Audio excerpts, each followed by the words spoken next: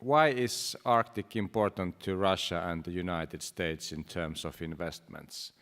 Well, first of all, it's expected that it's an investment potential of $1 trillion, whereas we're expecting that there will be a potential for energy investments of $250 billion, mining investments around $100 billion, traffic investments, traffic infrastructure investments around $100 billion, and so on. So it's a huge, huge investment potential.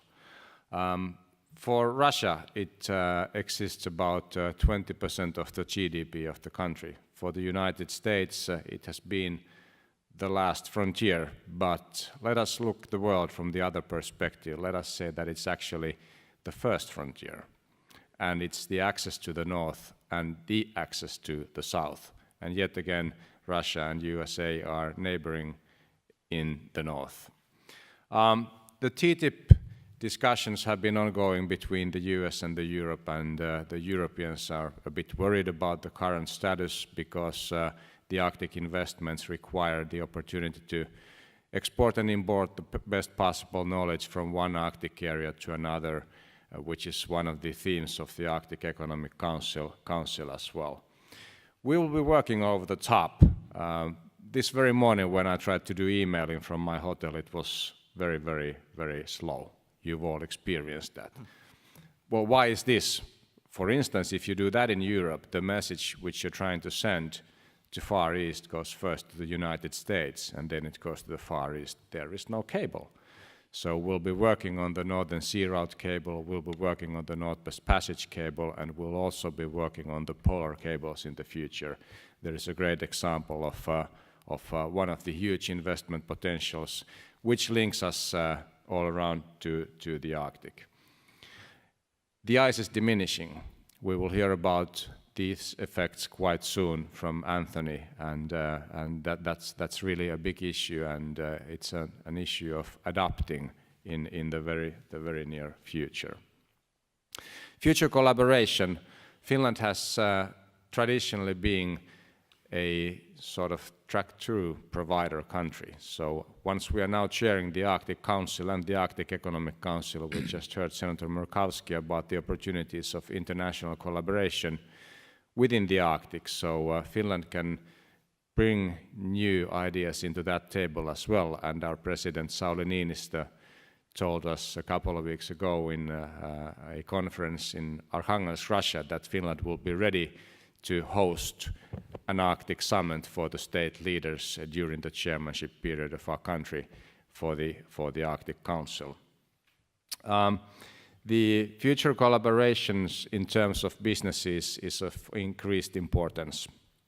The trade relations, the opportunities for public-private partnerships, the opportunities for increasing the businesses for small and medium enterprises are of very, very high importance.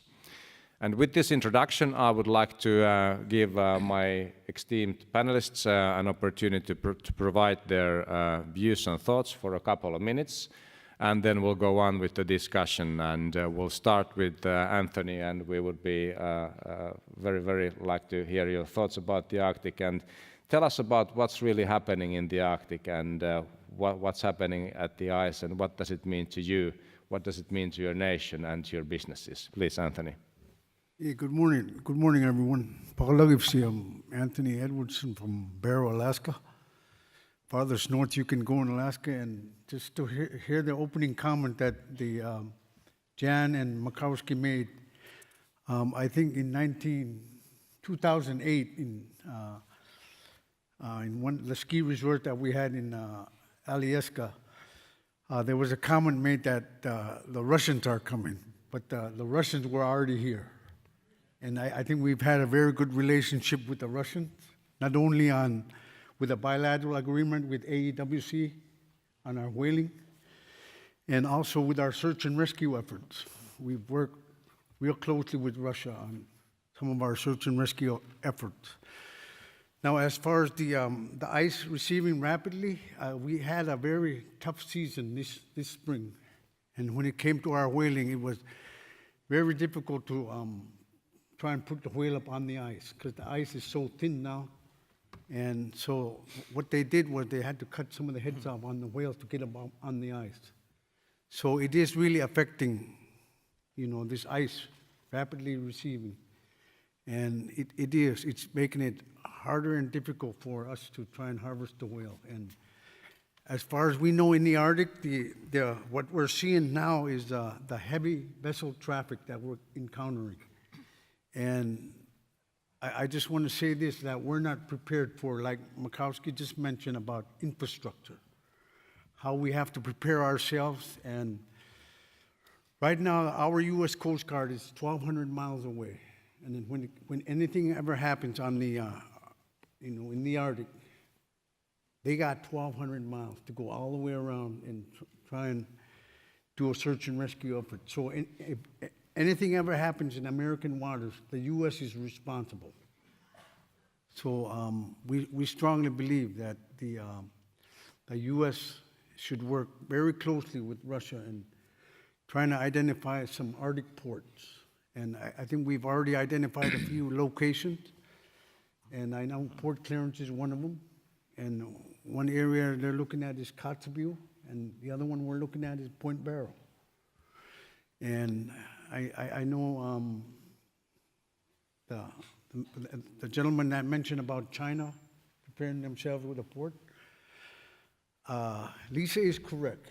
We are way behind compared to the Russians. So I think it's very important that we work together. And when I say when we work together, if you put your hands like this, you'll see how the umiak is sewn, and that's how the seams look like when we have our umiak sewn. And that's what keeps the umiak boat afloat.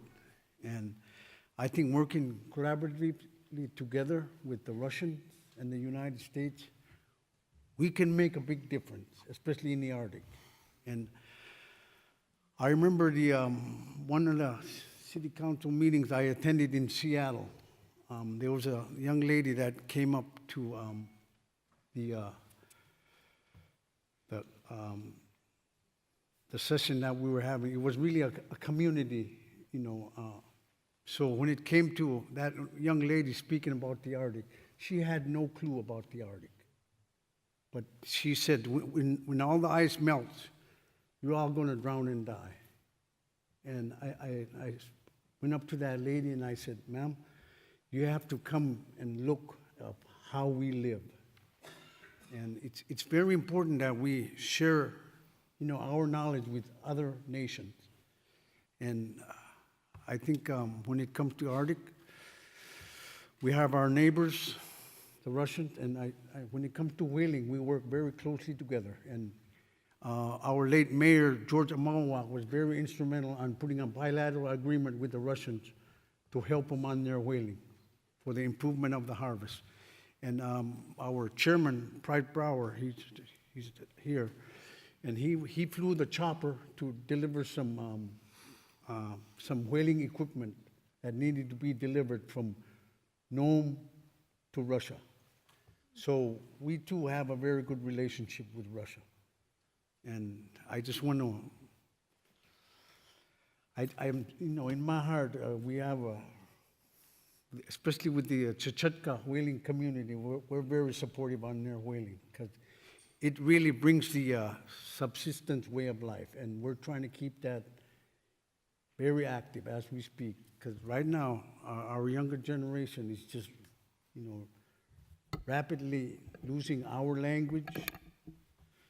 But I think it's up to us, like Alice mentioned earlier, that it's, we as leaders need to show a very good example to those young children that are out there to show them what we're really trying to do. And it's all about working closely together. Otherwise, I just want to thank you guys for this awesome Wilson Center. I'm just deeply honored to be here with you guys. And when it comes to Russia, Russia is our neighbor. And I think when it comes to search and rescue efforts, not only in Barrow, but also in Nome, when somebody's out there on a vessel, they do have a joint effort of working together and trying to save those lives that are in jeopardy. But as far as we know from Barrow, Alaska, we're very supportive on working with the Russians. Thank you. Well, thank you very much, Anthony. You mentioned about the changes in the nature, and we just had a tragic example in Greenland 2 days ago where there was a tsunami in Greenland, where we had casualties, and these things happened because Mother Nature is changing, especially in the Arctic. Now, Kirill, the Arctic Economic Council has been welcomed by Minister Lavrov, and it's been noticed that there's lots of potential collaboration in terms of the economical issues, and Russia, of course, plays a great role in the Arctic. So please, we would love to hear your remarks. Да, спасибо.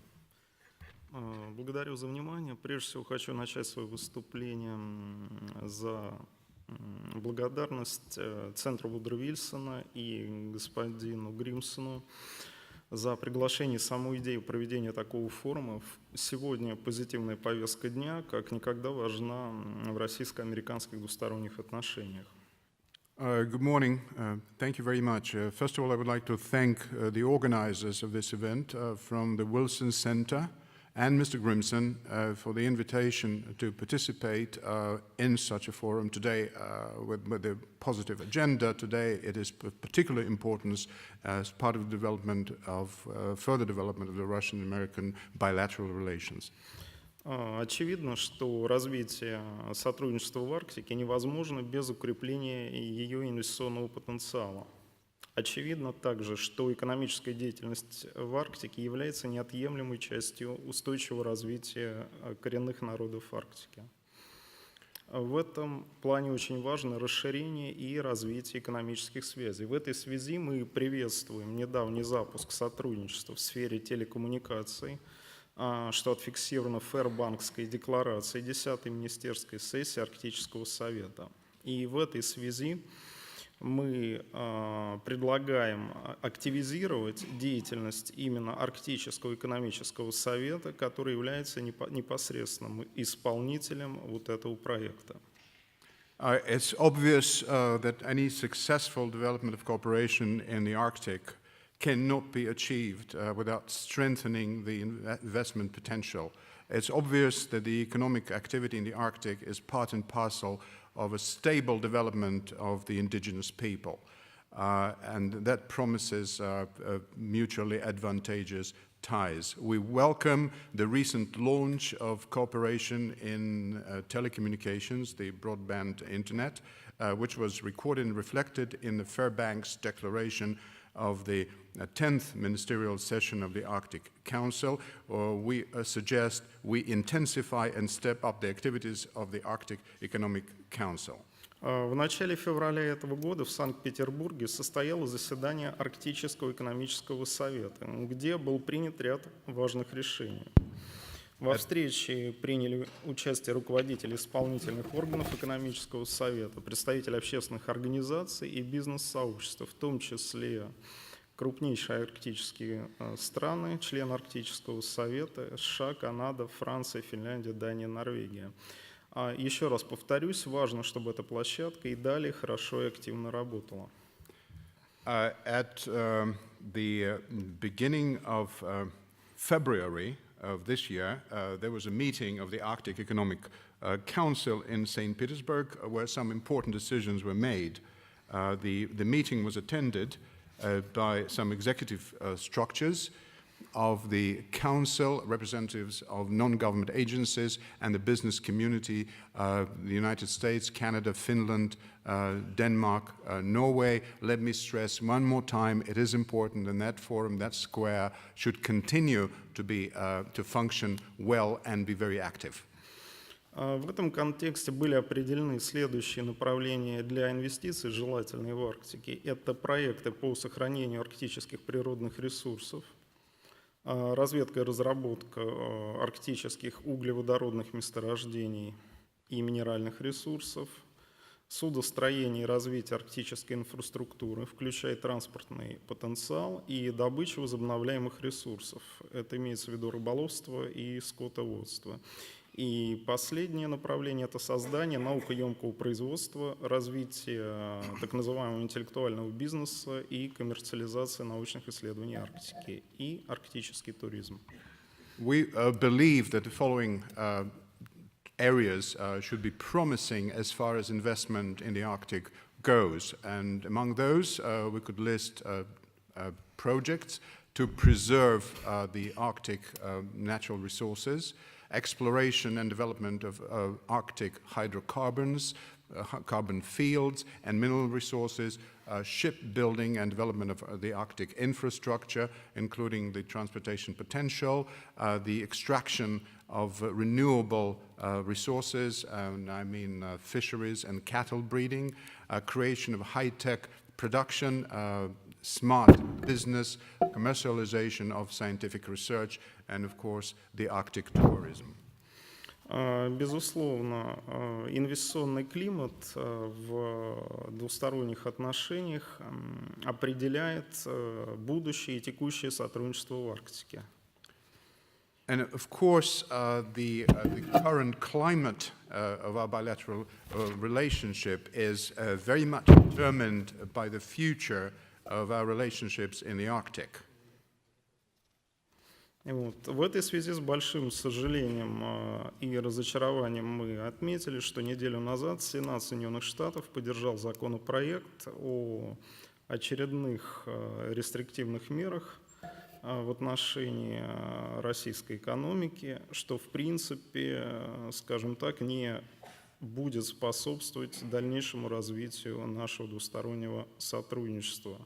И, естественно, это в определенной степени и в большой степени является замедлением нашего сотрудничества дальнейшего в Арктике. It is with regret and a good deal of disappointment that we took note that just a week ago the Senate of the United States supported the bill, and that was basically another batch of sanctions targeting the Russian economy. We have to tell you that this is not going to contribute to a further development of of the relationship between Russia and the United States. Вот. Хотелось бы, чтобы Арктика была и всегда оставалась регионом конструктивного взаимодействия.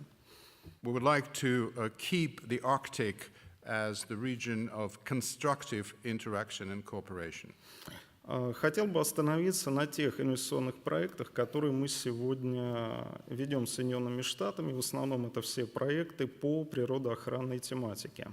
Let me say a few words about the current projects we have with the United States, mostly in the area of conservation. Значит, взаимодействие с Соединенными Штатами по природоохранной тематике осуществляется по линии многостороннего сотрудничества в рамках природоохранных конвенций Организации Объединенных Наций и также в рамках рабочей группы проектов Арктического совета. The relationship with the United States and the projects are being implemented as part of the multilateral cooperation to implement the United Nations Convention and also in the workings of the bilateral working group of the Arctic Council.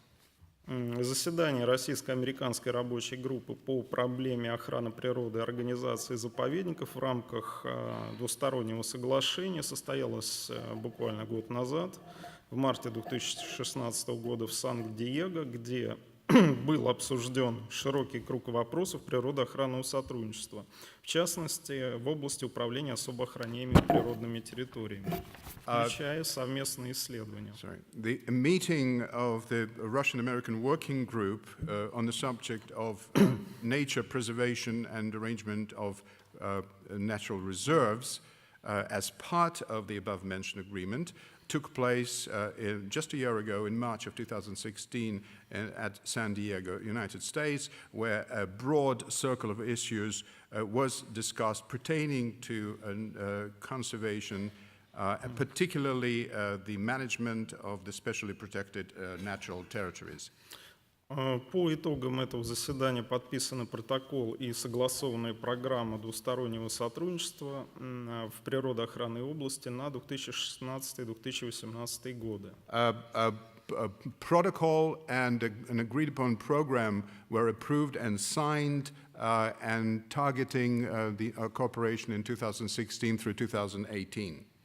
Ожидаем, что следующее заседание рабочей группы пройдет в Российской Федерации в 2018 году. We expect that the next meeting of the working group will transpire in the Russian Federation in 2018. Также продолжается сотрудничество с Соединенными Штатами в рамках российско-американского межправительственного соглашения о сохранении и использовании чукотско-аляскинской популяции белого медведя. We'll also continued cooperation with the United States, part of the Russian-American intergovernment agreement aimed at preserving the Chukotka-Alaska population of the white bear. И, соответственно, последнее заседание совместной комиссии у нас состоялось 1,5 года назад, это в октябре 2015 года в России. Сотрудничество здесь продолжается. The most recent meeting of that commission occurred just a year and a half ago in October of 2015, and of course the cooperation in this area is being continued. И в заключение хочу сказать, что очевидно, что самым главным является то, что российско-американское сотрудничество имеет ключевое значение для практически всех народов мира и для самой Арктики. Крайне важно, чтобы оно успешно развивалось и в регионе поддерживался мир и стабильность. In conclusion, I would like to reiterate one more time that the Russian-American cooperation is of a great importance to all the peoples of the world and the Arctic peoples in particular.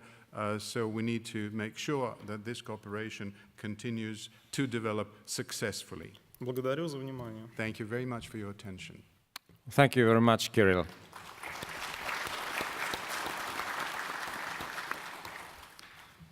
Tina, GCI is about connections. It's about local connections and it's about international connections and especially connections within the Arctic. So we'd love to hear your remarks, please. Thank you, Tero. Appreciate that.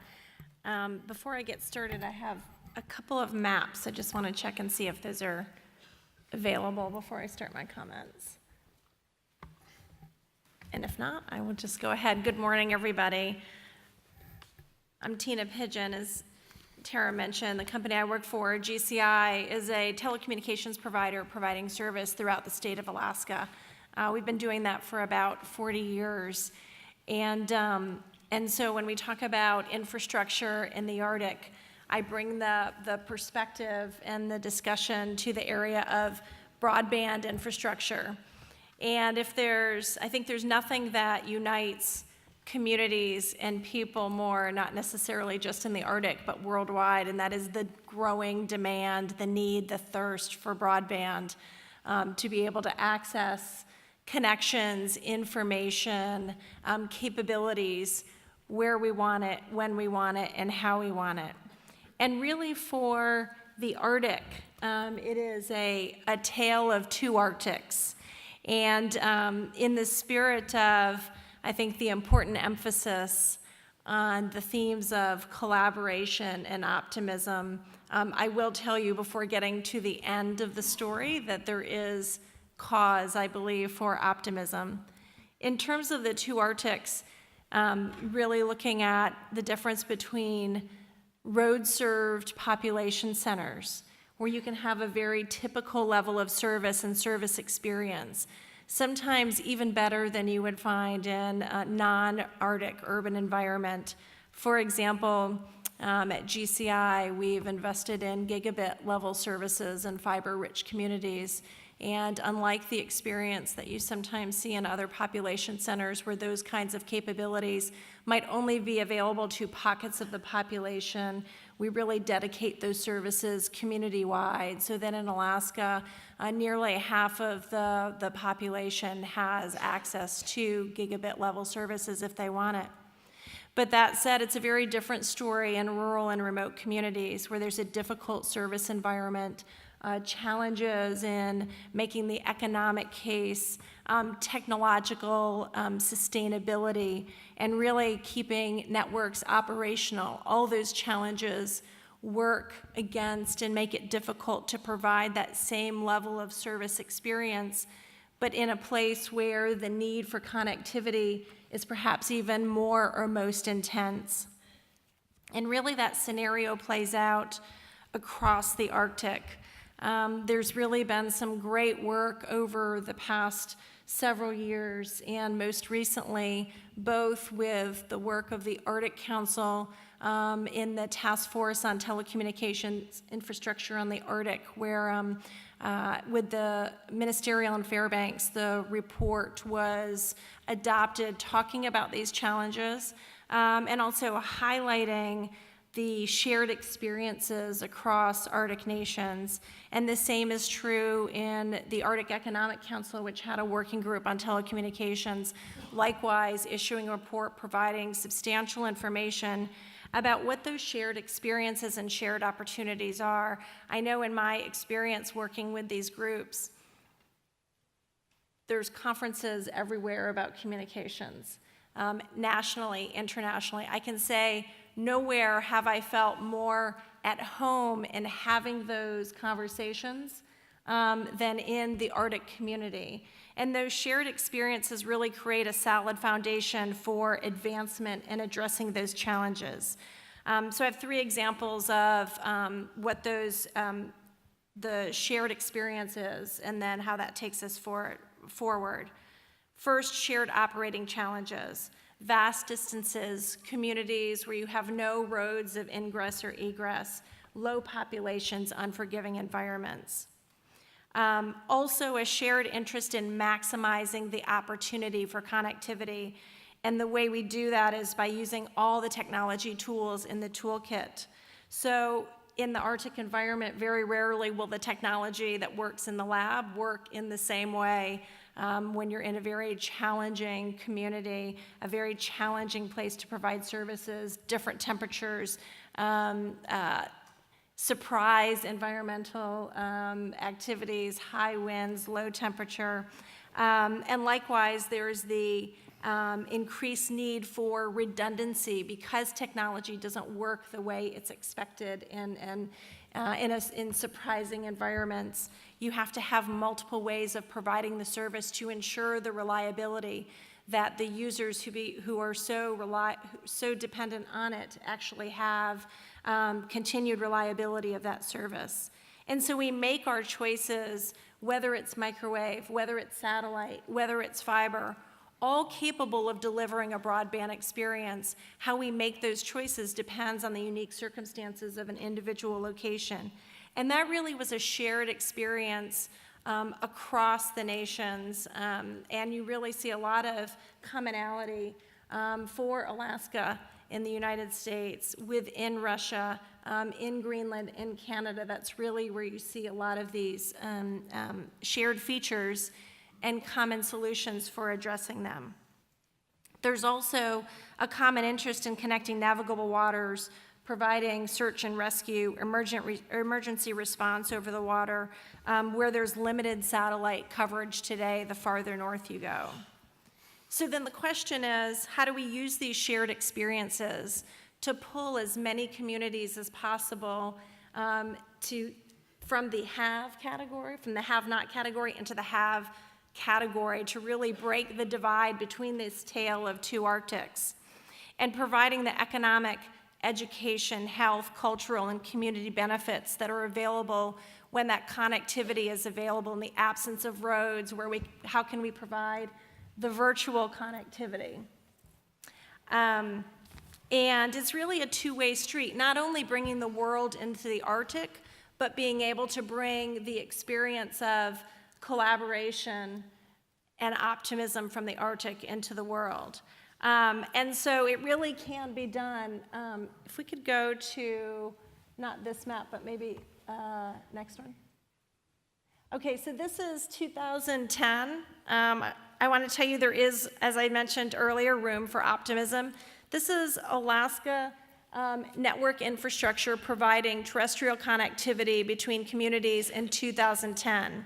7 years later, given the types of ability having the full range of technology selections and programs that are available and investment in infrastructure, we have today in 2017, at the end of this year, that's what the connections will look like. And so how do we fill these gaps and take these lessons forward to ensure that we can continue to invest in infrastructure that enables not only connectivity, but the opportunities of other investment that come along with it?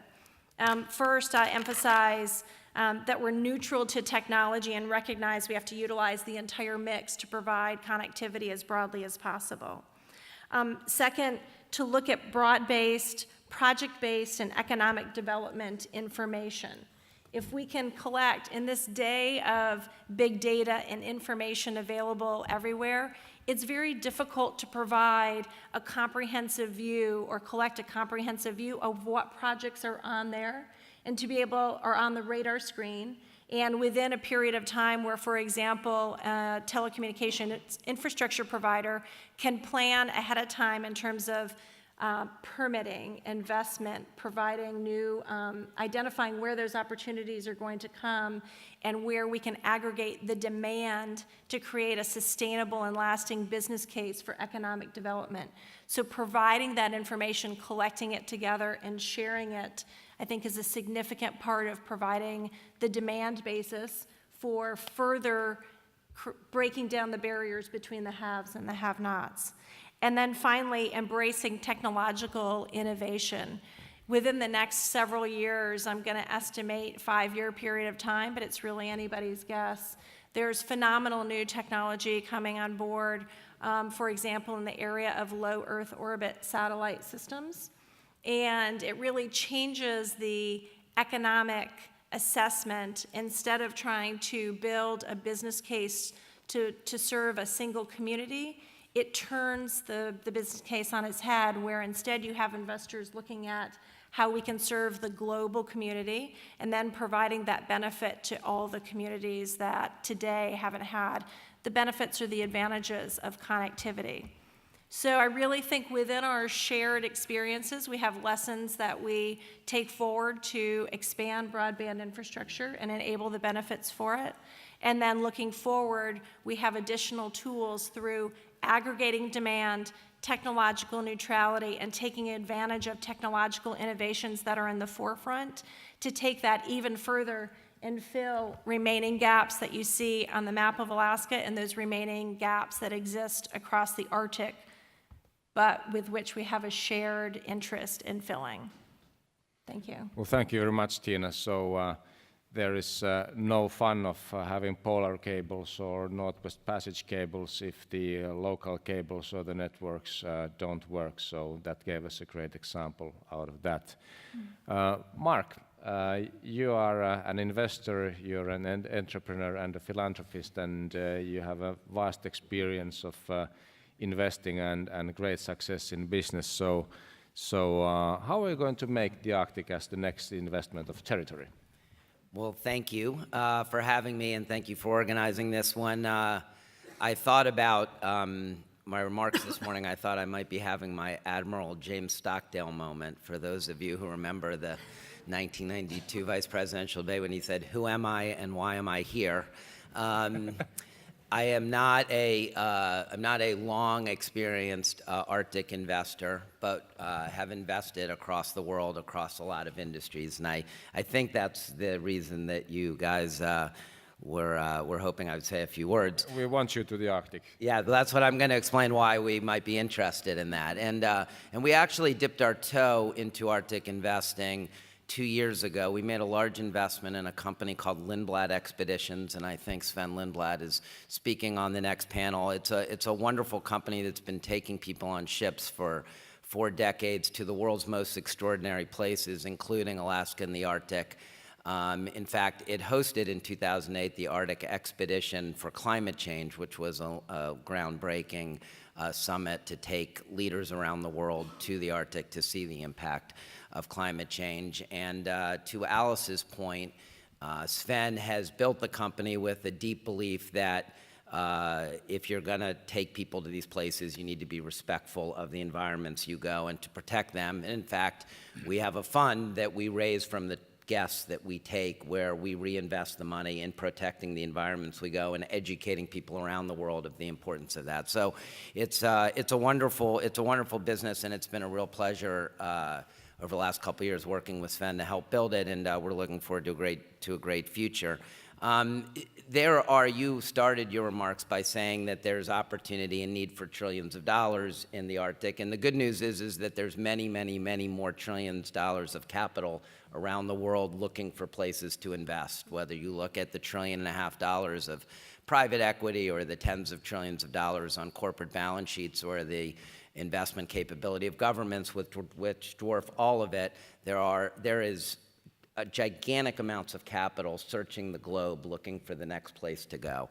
And there is no doubt that the Arctic is an attractive place. I think the GDP of the Arctic is growing at 11%, which blows away any advanced economy and probably virtually every emerging market. We've talked about the various areas of potential investment. It's a very resource-rich place, whether it's energy or fisheries. There's a communications opportunity.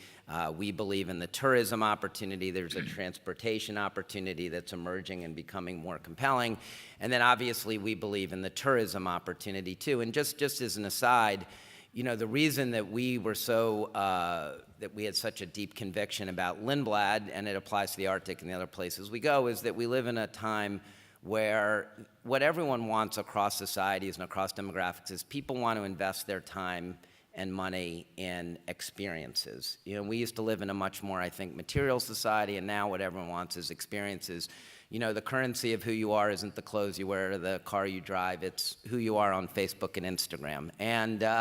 And you know, being able to take people to these places that no one else has gone, I think is a real desire amongst people across the world. And this is a place that still has that mystery to it. It still has that sort of, you know, you're going to go to your friends when you come back, and not everyone has been there. So I believe there's a yearning for finding places like this, and I think that creates a really special tourism opportunity too. So the groundwork is there. There's lots of opportunity. There's lots of capital looking for places to find the next great area of investment. I think what the capital wants is they want stability. They want clear rule of law. They want clear governance.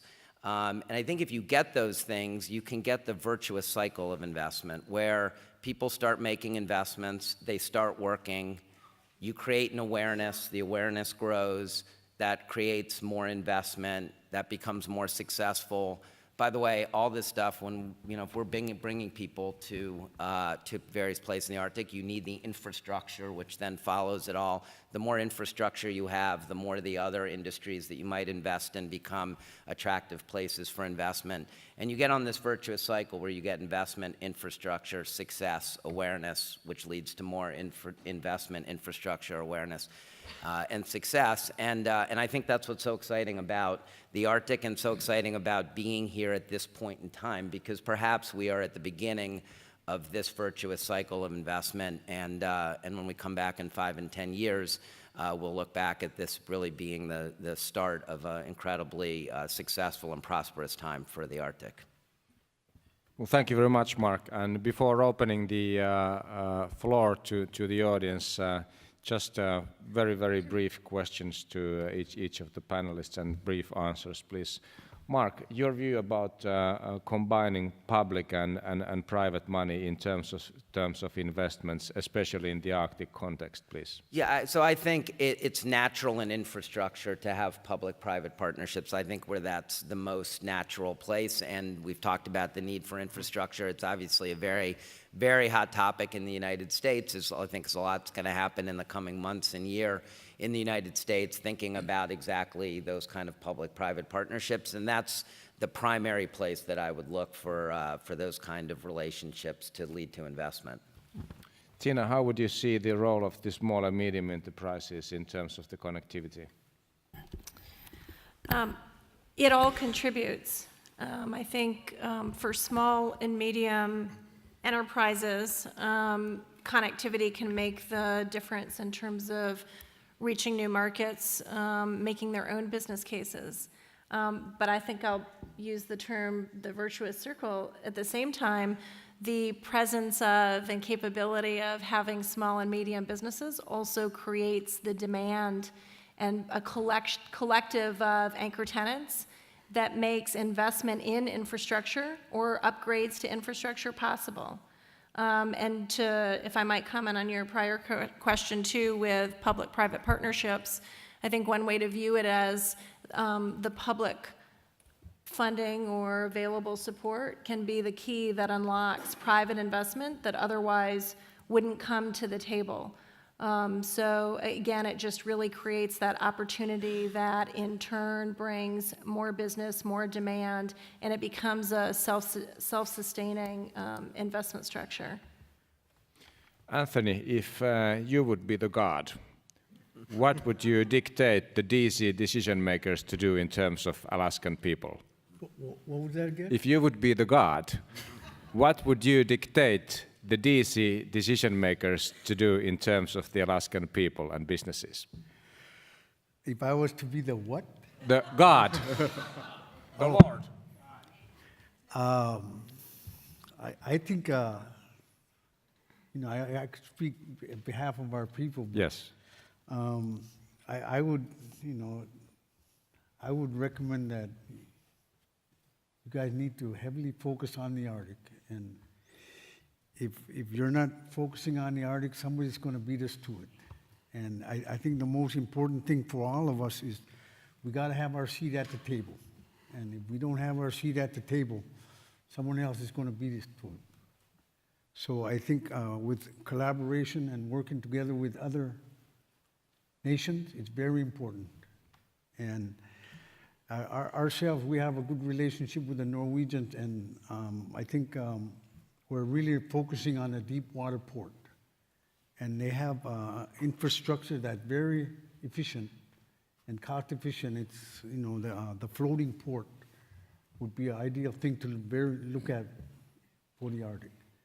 And because I know the cost of infrastructure is so expensive, because the port alone is probably about $300 million.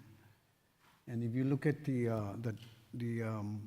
floating port, it's very efficient, cost efficient. And I think it would save about $300 million just to build a new port in the Arctic. And I think it's very important that we work closely with our neighbors. And then when I say the neighbors, it's the Russians and the Canadians. And I think we have a very good relationship with Russia and Canada.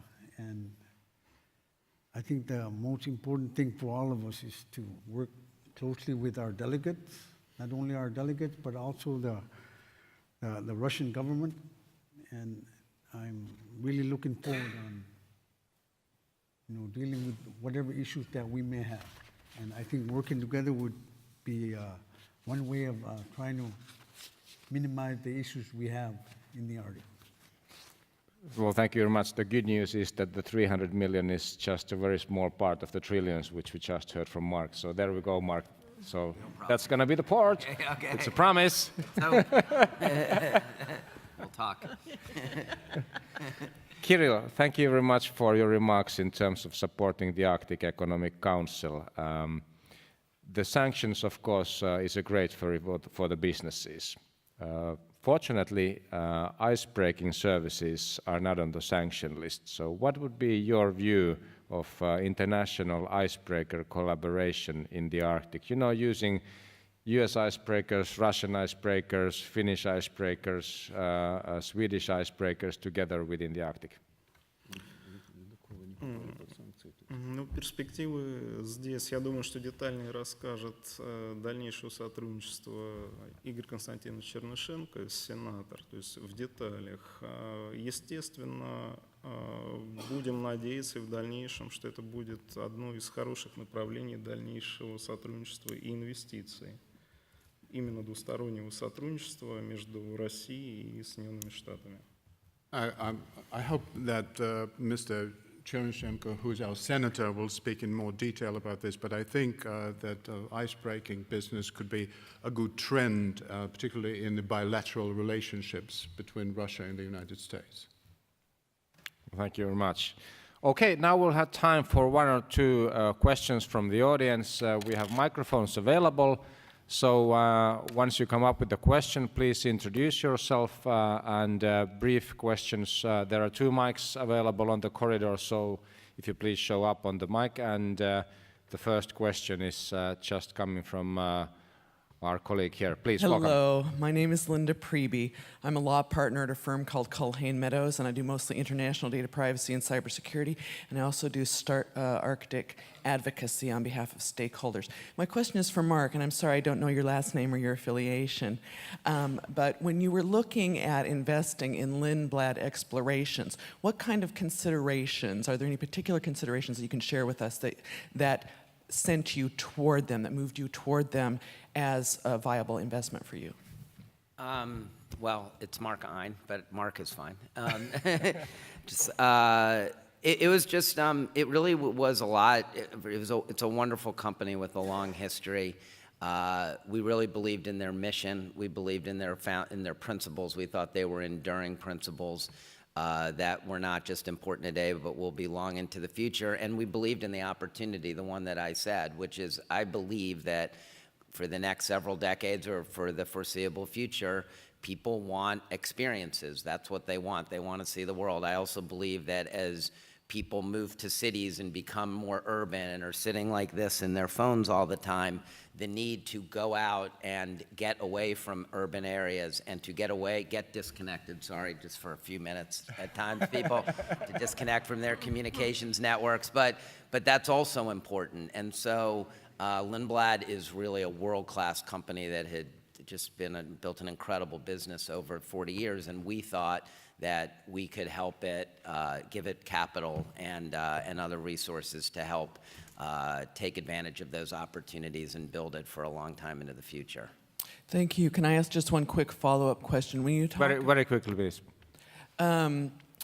were you looking at things like their corporate social responsibility program, ethics and compliance, that kind of thing? 100%. I mean, that's what I said. I think Lindblad is it's as good a company as I've seen anywhere in terms of taking its responsibilities to the places that we travel seriously. We have a philanthropic fund, as I mentioned, that we raise from guests. I think we've raised over $15 million in the last several years to invest in those places we go and to educate people about the importance of preserving the environments we go. You know, when I first met Sven, he said, I view the company has a triangle, and we have 3 responsibilities. We have it to our guests, we have it to the company, and we have it to the places that we go, and they're all equal. And I don't think you'll find many companies who would be that enlightened. And for me, that was one of the many reasons, but at the very top of the list about why we were so attracted to working with them and investing in the business. Thank you. Thank you very much. And we have a gentleman on your right, please. Yeah, Ken Meyercord.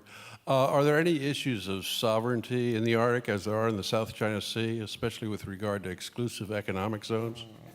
Что касается особых экономических зон в Арктике, ну, есть у нас зона так называемого опережающего развития, инвестиционные зоны, где имеются ряд инвестиционных проектов по развитию инфраструктуры. As far as exclusive economic zones are concerned, we do have a so-called advanced development zone, and that's the point of investment and introducing some investment projects. Ну, например, это Дальний Восток. One of those zones is located in the far east of Russia. Что касается непосредственно развития, но здесь прежде всего важно в том числе и природоохранная составляющая, как говорил, ряд особых зон мы успешно реализовали Соединенными Штатами. Это был проект Берингия. Это по обе стороны Берингового пролива. Проект состоялся. It is important for those areas to be closely related to conservation efforts, and we've implemented a number of projects in conjunction with the United States, and that's on both sides of the Bering Sea. Вот. Это было несколько лет назад. That was a few years ago. Вот. Поэтому будем надеяться, что подобные проекты будут развиваться и иметь место. Let's just remain hopeful that similar projects will take place in the future and will develop. Okay, well, thank you very much. It's time for the concluding remarks. We've noticed that despite of the tensions in the world, there's a great potential for collaboration. There's a great spirit for collaboration. There's a lot of investment potential, and there is a lot of investment availability. We heard from Mark. We got the promise from an Arctic port, so that's going to be signed quite soon. We've solved the international ice-breaking issues, so I think it's time for applause for our great panel. Thank you.